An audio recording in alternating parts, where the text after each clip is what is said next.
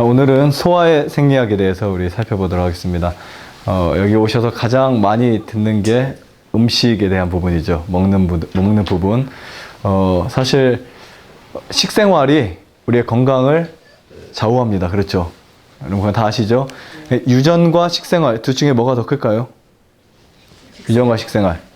비록 병약한 체질을 갖고 태어나도 식생활 습관을 바꾸면 더 좋은 건강을 끌어올릴 수 있습니다. 반대로 아주 건강한 몸을 가지고 태어나도 식생활이 엉터리면 병에 걸릴 수 있어요. 근데 사람들이 이런 말을 합니다. 우리 아버지는 술, 담배 다 하셨는데 80, 90까지 사셨다. 네, 이거는 극히 주관적인 이야기예요. 그런 사람들이 세상에 몇 명 있냐고. 그렇죠? 대부분은 그렇지 않습니다. 만약에 그런 분들이 절제를 하셨다면 8, 90이 아니라 한 150은 사셨겠죠. 네, 그러니까 뭐 그런 부분들을 솔깃할 필요도 없고 주관적인 것과 객관적인 것을 좀 분간해가지고 대체적인 부분을 우리가 따졌을 때 먹는 부분은 굉장히 중요하다라고 인식을 할 수 있습니다. 이것을 우리가 이렇게 비유하면 돼요. 총에 장전된 총알, 그리고 방아쇠를 당기면 총이 나가죠. 총알이. 방아쇠만 당기지 않으면 아무리 총알이 들어있더라도 총알이 나가지 않습니다. 위험한 것은 조금 더 위험하겠죠. 유전적으로 약하게 태어나신 분들이 위험한 건 당연히 그럴 수 있겠지만, 유전적으로 아무리 약해도 방아쇠만 당기지 않으면, 그렇죠, 충분히 관리를 할 수 있습니다. 자, 오늘 이 소화의 생리학에서 우리 몸의 기초가 되는 그러한 중요한 부분들을 좀 살펴보도록 하겠습니다. 네.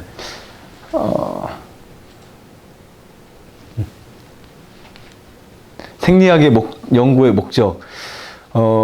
이런 분들이 있어요. 자연치유를 아무것도 모르고 무엇이 좋다라고 하는 부분에 대해서만 귀를 기울이고 다니는 분들이 있습니다. 그렇죠. 원리를 모르고 정보만 아는 부분들. 가장 무서운 사람들이에요. 어떻게 보면 물론 처음에는 이것저것 해보다가 몸이 좋아질 수 있지만 나중에 어떤 위기에 쌓이게 되면 대처해 나갈 수 있는 능력이 전혀 없습니다. 그래서 우리가 공부를 할 때 왜 생리학을 연구해야 되는지, 자연치유를 하시려면 먼저 내 몸의 구조를 알아야 돼요. 그렇죠? 내 몸의 구조를 알 때 어떤 음식이 나에게 맞는 음식이고 어떤 음식이 해로운 음식인지를 우리가 충분히 이해할 수 있습니다. 자, 생리학 연구의 목적을 보면요. 자기 몸의 구조를 우선 알아야 되겠죠. 그래야 숨 쉬는 방법, 식사하는 방법, 씹어 먹는 방법, 심지어 변 보는 방법까지. 그렇죠? 그리고 물 마시는 방법까지 내 몸의 구조를 알지 못하면 아무 의미가 없습니다.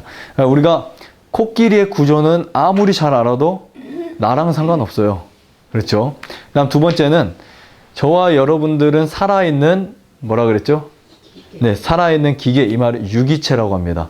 유기체이기 때문에 기계는 뭐를 해줘야 된다고요? 기계는 반드시 관리를 해줘야 돼요. 그래서 관리하는 법을 배우기 위해서 생리학이 필요합니다. 그 다음에 세 번째, 네 번째, 자신과 가정과 교회, 사회 자신을 유용한 사람으로 이바지하기 위해서. 그러니까 나라는 사람을 조금 더 가치 있게 하기 위해서 우리가 이런 부분을 연구하고 있고요. 여기 보시면 생리학과 위생학에 대하여 뭐 해줘야 된다 그랬죠? 네, 익숙해져야 한다, 이렇게 할 필요가 있다라고 말하고 있습니다.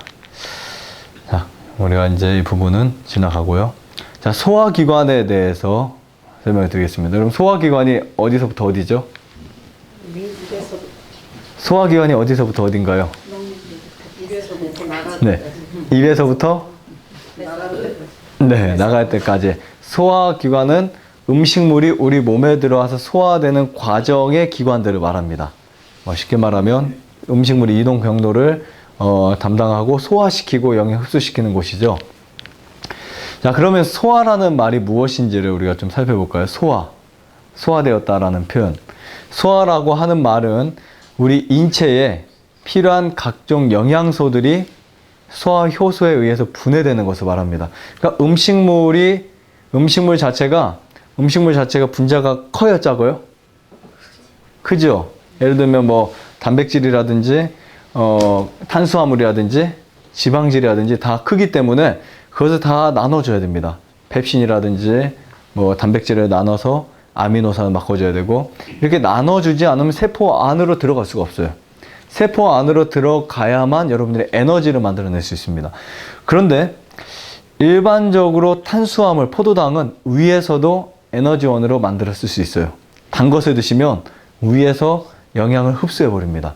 그래서 여러분들이 산에 가다가 쓰러지면은 사탕이나 꿀물이나 초콜릿 같은 거 드시면 기운이 나는 이유가 혈당 피크가 갑자기 올라와서 그래요. 식후혈당, 우리가 단 거 먹고 난 이후에. 그 다음에 이제 포도당은 분자가 작아서 그대로 흡수될 수 있지만, 우리가 전분, 보통 감자, 고구마, 곡식에 들어있는 전분이나 또 콩이나 이제 쌀에 들어있는 단백질, 그리고 이제 올리브유, 지방질, 혹은 또 견과의 지방질들은 이제 분자량이 크기 때문에 분해되지 않고는 우리 몸속으로 흡수될 수 없어요. 그래서 작게 이렇게 계속 분해가 돼야 됩니다. 분해되고 또 분해되고. 그 과정이 위장, 십이지장, 소장에서 하는 일들이에요.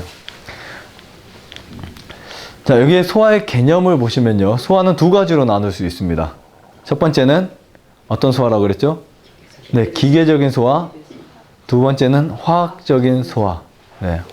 근데 이 기계적인 소화는 우리가 치아를 가지고 오래 씹고, 그렇죠? 그래서 그걸 막 입에서 혀를 굴리고, 여러분 혀가 없으면 음식을 못 굴려줘요. 네. 혀에 대한 감사를 느끼실 필요가 있습니다. 혀가 짧은 사람은 음식을 골고루 섞이게 못해요. 말을 더듬을 뿐만 아니라 음식도 돌리지 못합니다. 삼킬 수도 없어요. 혀가 없으면. 그리고 이제 위장에서도 역시 음식이 들어가면 어떻게 할까요? 음식을 막 섞어버립니다. 운동을 통해서 막 섞어버려요. 십이지장도 마찬가지고, 소장에서 음식물이 육무돌기에서 막 움직이잖아요. 그런 것들을 가리켜서 기계적인 소화다라고 표현을 합니다. 생리학 용어에서는요. 그 다음에 화학적인 소화는 소화액이 있잖아요. 소화액이. 입부터 장까지. 소화액이 집중적으로 모여서 그 부분에 분비시켜서 소화를 시키는 겁니다. 이 소화액이 여러 가지가 있잖아요. 뭐 단백질을 소화시킬 수 있는 소화액. 어디서 나올까요? 네, 침에 아밀라제가 있고 푸티알린이 있죠. 또요. 간에서 나오죠. 무슨 즙? 담즙이 나오죠. 췌장. 그렇죠? 인슐린이라고는 하지 마시기 바랍니다. 네, 이자액이죠. 췌장엔 두 가지 액이 나온다 했죠. 췌장 내분비와 외분비에서 두 액이 나옵니다. 자, 소화기관. 우리가 보통 여러분들이 밖에 보시는 꽃이나 식물, 나무들은 광합성이라고 하는 작용, 다시 말하면 그 무기질과 태양의 빛 에너지로부터 체내에서 직접 합성해서 영양을 뿌리와 잎을 통해서 공급받습니다. 무엇이요? 식물은. 근데 사람은 그렇게 될 수가 없거든요. 그래서 사람은 인체가 필요로 하는 모든 영양을 직접 합성하는 능력이 없기 때문에 우리가 외부에 있는 식물을 통해서 섭취해야 됩니다. 5대 영양소 있죠? 탄수화물, 단백질, 무기질, 지방질, 또 뭐가 있어요? 비타민, 이런 것들이 있어요. 최근에 이제 더 알려진 뭐 효소, 그 다음 파이토케미컬, 그렇죠. 이런 우리 몸에 필요한 것들이 아주 많이 있습니다. 특히 그 중에는 미네랄도 여러 형태의 미네랄이 있고, 그렇죠. 미네랄도 여러 형태의 미네랄이 있고, 미네랄이 몇 가지인 줄 아세요? 미네랄이 16가지가 됩니다. 우리가 음식에서 섭취할 미네랄은, 소금에 들어있는 미네랄은 86종, 물에 들어있는 미네랄은 70종, 뭐 이렇게 우리가 이해하시면 되고요. 그리고 사람은 특히 탄수화물이나 힘을 만들어내는 탄수화물, 그 다음에 이제 뼈의 골격을 만들어내는 프로테인이라고 하는 단백질, 뭐 이런 것들을 통해서 몸을 유지 및 관리할 수 있어요. 근데 이러한 식품들에서 이러한 영양소들이 우리 몸에 조금이라도 부족하면 어떤 결과가 만들어질까요? 영양 불균형에 의해서 대사 부족이 일어납니다. 그러니까 대사 작용이 잘 안 되겠죠. 그런데 이 영양 부족은 우리는 분명히 똑같이 섭취하는데 왜 영양 부족이 올까? 흡수가 안 돼서 그래요. 문제는 흡수가 관건입니다. 사람들의 생각에는 많이 먹어야 흡수된다고 생각하지만 전혀 그렇지 않아요. 그렇죠? 자, 소화기관의 이해의 중요성. 소화기관을 올바르게 이해하는 것은 우리 몸의 건강을 좌우할 수 있는 뭘까요? 개념입니다. 그래서 여러분들이 이렇게 생각하시면 돼요. 우리 몸의 기초는 소화기관이다. 그렇죠? 보여요, 안 보여요? 우리의 몸의 겉에 나타난 모든 건강들은 소화기관에서 이루어질 수 있다라고 우리가 이렇게 인식을 할 수 있고요. 또 소화기관의 주초가 뭘까요? 위장입니다. 자, 이제 음식물의 이동 경로를 한번 살펴보겠습니다. 여기 보시면 여러분들 음식을 어디에 넣죠? 입에다 넣죠. 누구나 다. 그렇죠? 눈 감고도 넣을 수 있습니까? 네, 눈 감고도 넣을 수 있죠. 네. 누워서도 넣을 수 있고요. 그렇죠? 입 밖에는 음식을 섭취할 공간이, 입 밖에는 섭취할 경로가 없습니다. 그런데 입을 통해서 어디로 넘어가냐면 식도로 넘어가요. 식도. 근데 사람들의 식도가 많이 손상되어 있습니다. 왜요? 왜 손상되어 있을까요? 네, 뜨거운 물, 커피, 차. 그렇죠? 그런 음료를 마시니까 이 근처가 다 화상이 되어 있어요.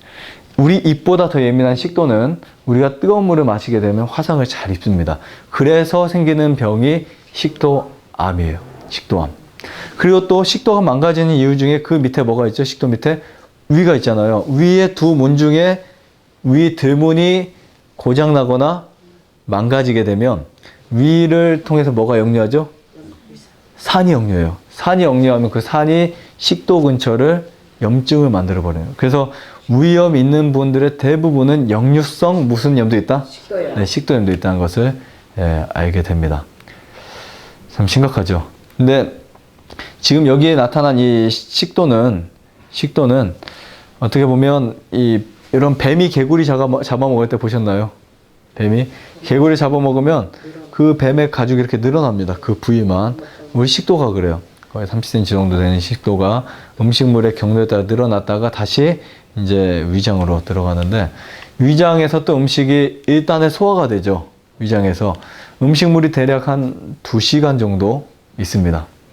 자, 그런데 여기 재밌는 이야기를 하나 해드릴게요. 과일만 먹으면 위장에서 음식이 30분이면 내려가요. 대략 당분 처리하고 섬유질 다 해가지고 30분 내려가는데, 과일과 곡식을 같이 먹으면 그 과일이 먼저 내려갈 줄 아셨죠? 전혀 안 그래요. 과일이 먼저 내려가지 않고 과일도 곡식과 함께 2시간 동안 그 자리에 머물러 있어요. 어떤 문제가 생길까요? 위장 안에 당분이 오랫동안 머무르면서 음식을 발효시키는 위험성이 생깁니다. 더군다나 요즘 같은 과일은, 그렇죠? 요즘 같은 과일이 과당 형태로 되어 있기 때문에 훨씬 더 문제가 생기겠죠. 그래서 될 수 있으면 곡식과 과일도 안 먹는 것이 훨씬 낫다. 전분과 이 당분은 만나면요 좋지 않습니다. 그 다음에 이제 우리가 보통 이 몸에서 필요한 당분은 과한 당이 아니에요. 곡식에서 조금 있는 조금의 당인데, 그 당에서 영양소를 빼야 되는데 과일이 먼저 들어와 버리면 몸이 어떻게 할까요? 의지를 하겠죠. 저번에 한 번에 여기 오셨던 분이 한 분은 식사 전마다 꿀을 드셨어요. 나중에 음식을 소화를 못 시키는 거예요. 그래가지고 도대체 아무리 봐도 막 힘들어 죽겠다고 하시는데 답이 없어요. 제가 볼 때도. 그래서 이제 제가 생각난 게 있었어요. 그분이 꿀 한 병을 저희한테 이제 갖다 놓고 뭐 필요할 때 가끔 섭취한다 해서 꿀 한 병을 제가 갖다 놓으신 게 있었는데 그거밖에 없어요. 그래서 이제 제가 해보니까 이분이 식사 전마다 꿀을 드신 거예요. 11시, 아침은 식사 전에 매일 드셨어요. 그래서 이제 이번에 꿀을 끊으라고 했어요.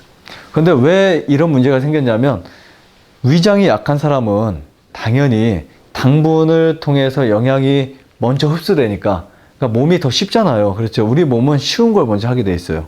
쉬운 거를. 여러분들도 쉬운 거를 먼저 하잖아요. 쉬운 거를 좋아하시잖아요. 몸도 마찬가지예요. 그러니까 위장이 당분을 먹어서 에너지를 만들어내니까 밥을 소화시키기 쉬워요?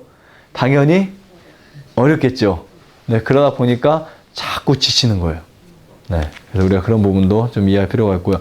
그 다음에 위에서 십이지장으로 음식이 내려갈 때 음식물의 대부분은 알칼리성이 됩니다. 알칼리.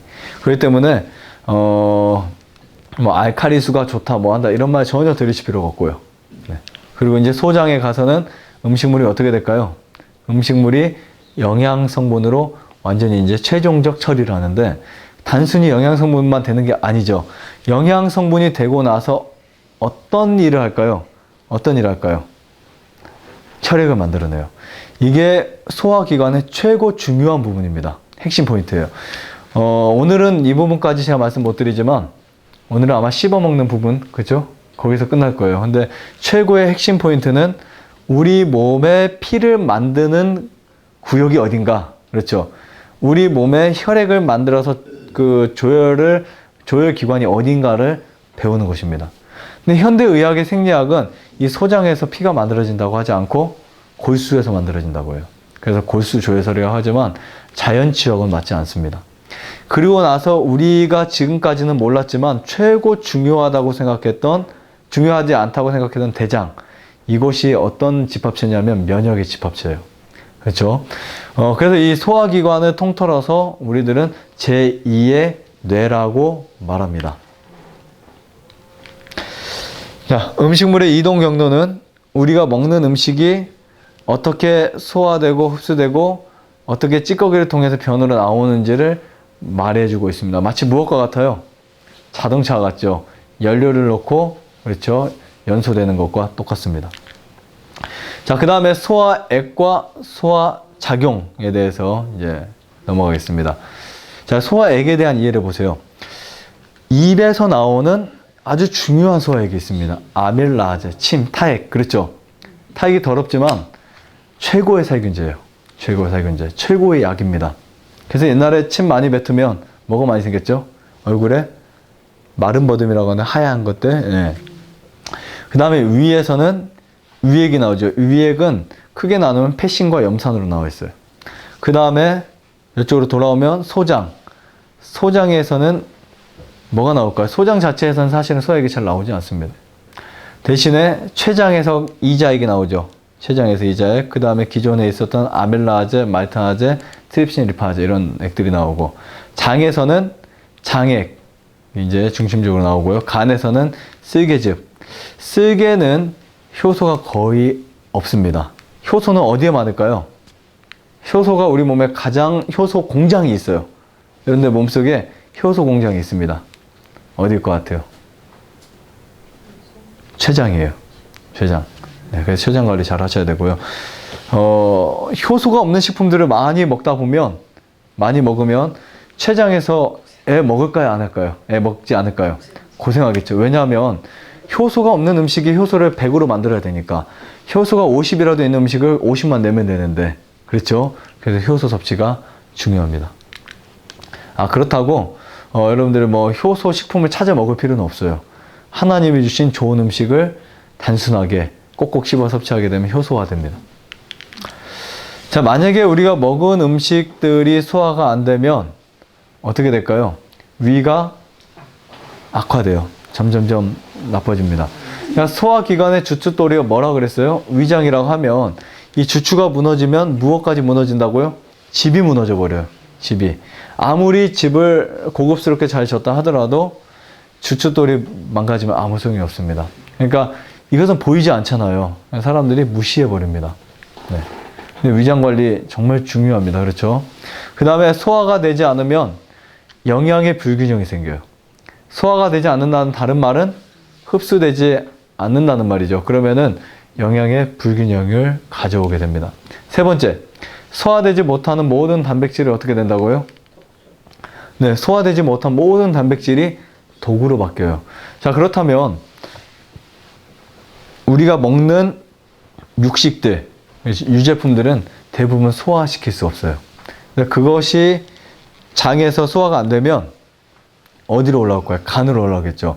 간은 혈액이 뭐 하는 곳이에요? 사실 간에서 뭐 하는 작용을 하죠? 해독 작용하잖아요. 신장도 마찬가지고 혈액을 걸러주는 작용하잖아요.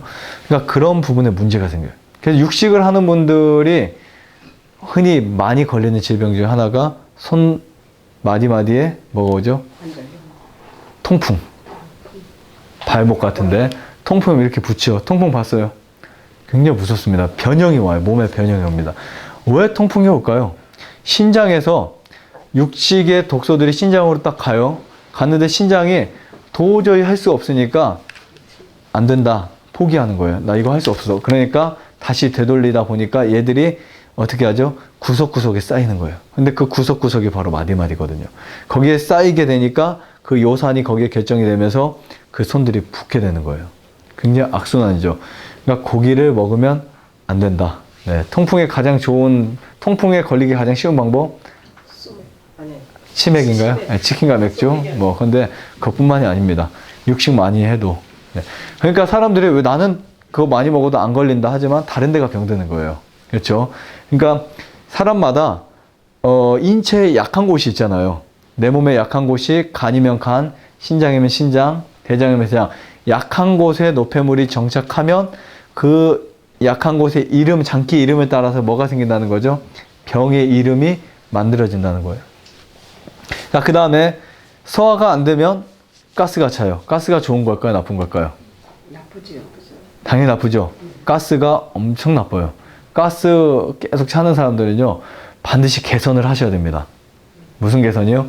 소화기관의 개선을 하셔야 돼요. 가스가 만약에 일단 찬다, 가장 여러분들이 먼저 하셔야 될 것은 음식물을 싹 끊어보는 거예요. 싹 끊어서 다시 이제 배합을 잘 하셔서 드셔야 되고요. 그 다음에 이제 대장이 약해지겠죠. 대장이 약해지면 어떤 결과를 여러분들이 받을 수밖에 없냐면 면역체가 약해지기 때문에 아무리 여러분 운동을 해도 소화되지 않는 음식을 계속 먹으면 소용이 없습니다. 그 다음에 결론적으로 어떤 피요? 네, 불결한 피가 몸에 만들어지게 되겠죠. 네, 그래서 소화를 어떻게 해야 된다? 잘 시켜야 된다. 네. 그래서 소화력이 약한 사람들에게도 희망이 있습니다. 어린 아이들은 잘 꼭꼭 안 씹어 먹어요. 제가 시온이에게 100번, 1000번 말해도 꿀떡꿀떡 생깁니다. 하지만 아이들은 뭐가 강해요? 소화력이 강해요. 그렇죠? 그 다음에 아이들 같은 경우는 산이 강해요.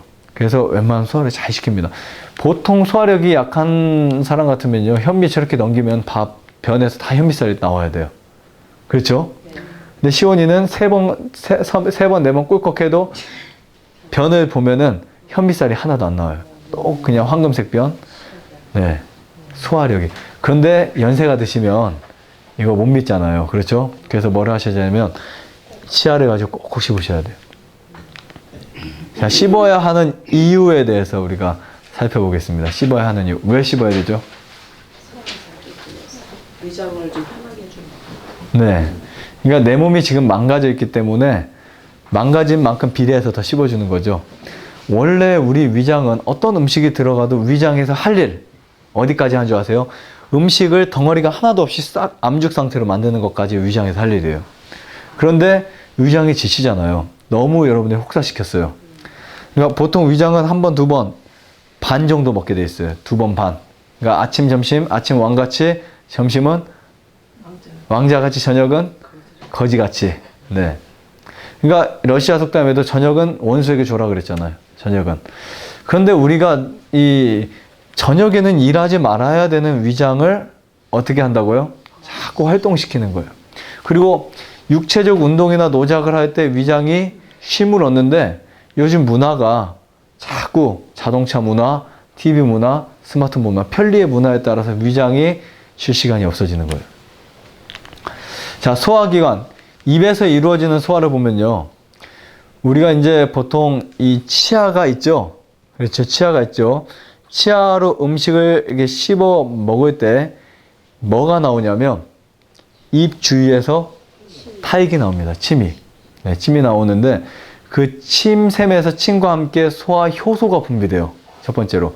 효소가 분비돼서 보면 아밀라제는 녹말을 역당으로 이제 분해시켜요. 침 속에 있는 아밀라제가 녹말 형태인 그러한 성분을 엿당으로 분해해서 당분화 시킵니다. 그래서 몸속에 들어가기 편하게, 흡수되기 편하게 분자를 나눠주겠죠.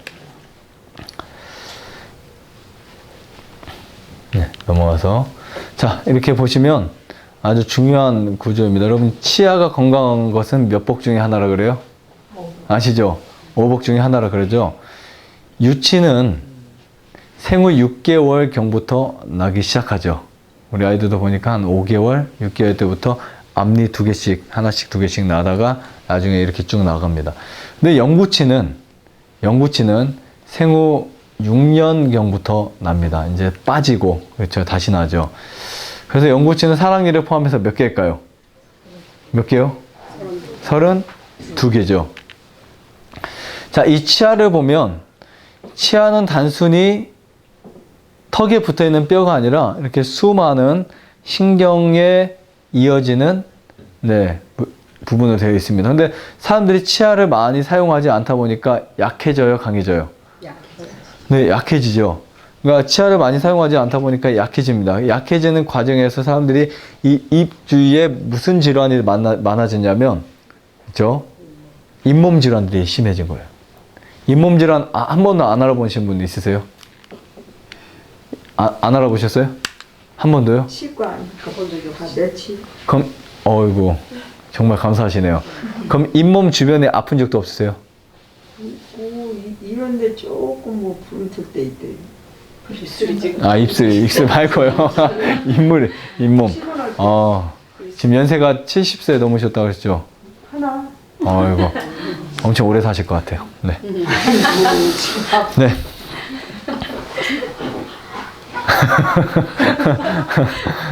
자, 씹는 과정을 통해서 어디가 자극되냐면 관자놀이의 뇌가 자극됩니다. 뭐만큼은 안 걸릴까요? 치매만큼은 안 걸려요. 치매.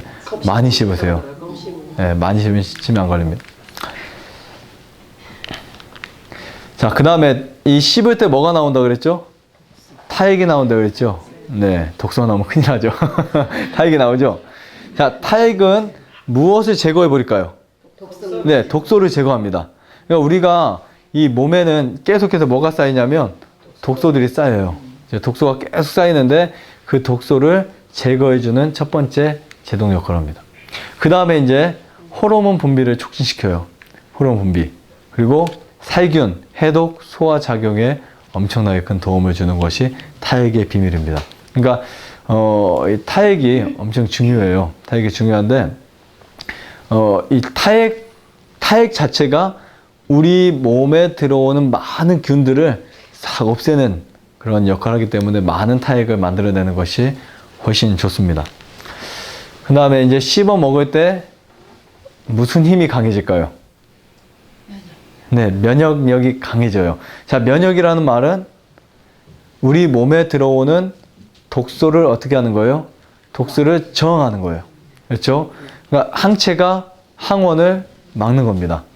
그러니까 내 몸에 면역이 약한 사람들이 자주 걸리는 질환들이 뭐냐면 감염성 중에서는 감기, 몸살, 열, 그렇죠? 이런 것들 많이 걸리잖아요. 면역력이 강하면 이겨낼 수가 있습니다. 그래서 면역이 중요하고요.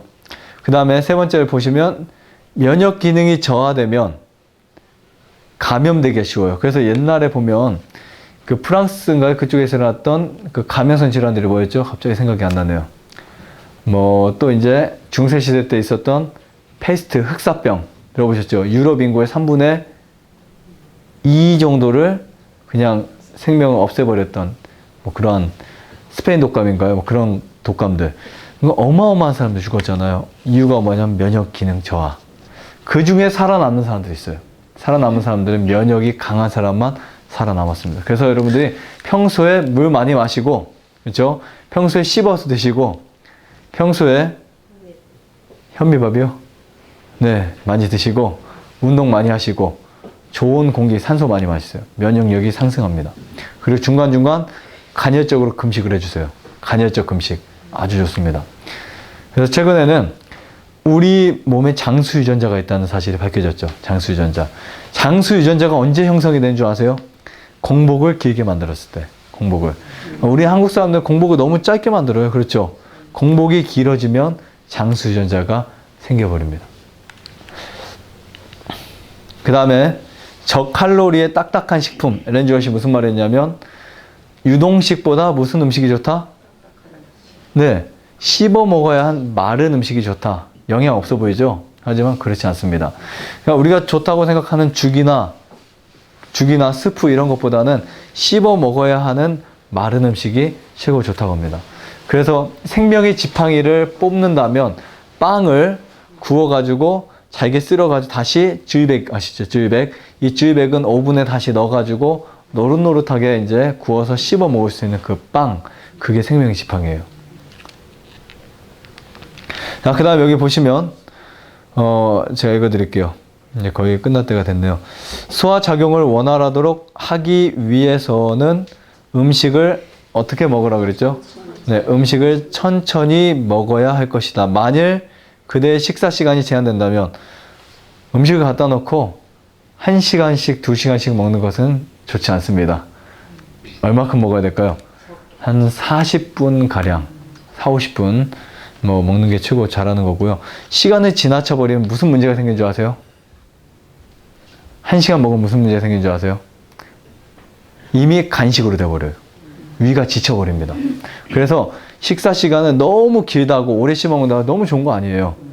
물론 이탈리아는 2시간 식사하지만 그 다음에 여유롭게 하기 위해서 하는 수프를 먹고 한참 동안 이야기를 하다가 뭐 가족들이 식사를 하는데 그런 거는 간혹 있을 수 있겠지만 대부분 우리의 식사 시간이 한 40분 정도가 적합해요. 40분, 50분.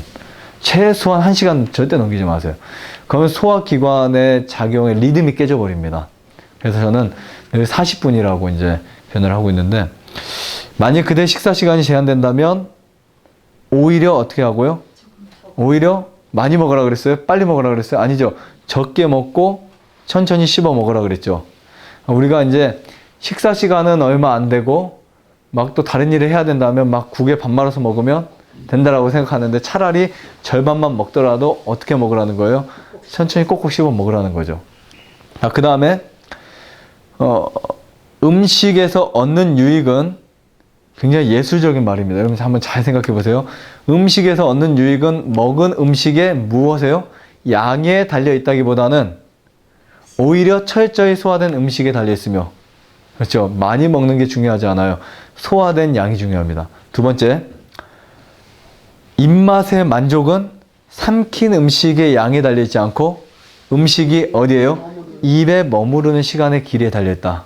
그냥 예술적인 단어죠. 그러니까 영양은 많이 먹어서 얻는 것도 아니고 입맛의 식욕도 많이 삼켜서 얻는 게 아닙니다. 결론은 우리의 식욕은 끝까지 다 먹으면 식욕 떨어지게 돼 있어요. 근데 우리가 이런 식사를 하게 되면 식탁에 앉았을 때나 식탁에 일어났을 때나 식욕이 같습니다.